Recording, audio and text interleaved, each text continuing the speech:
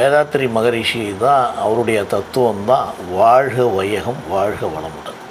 உலகமே அமைதியில் நிலவ வேண்டும் என்பதற்காகத்தான் உலகம் முழுவதும் தன்னுடைய பயிற்சியை அவர் எல்லாருக்கும் எடுத்துரைத்தார்.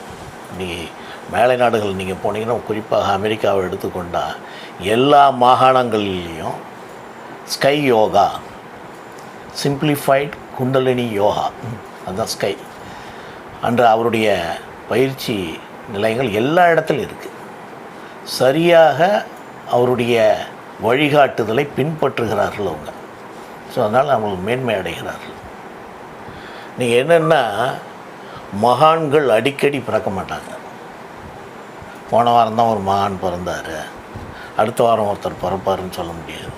மகான்கள் 100 ஆண்டுகளுக்கு ஒரு தடவை தான் பிறப்பாங்க. ஸோ மகான்கள் சொல்கிற வார்த்தைகள் மந்திரங்கள் என்று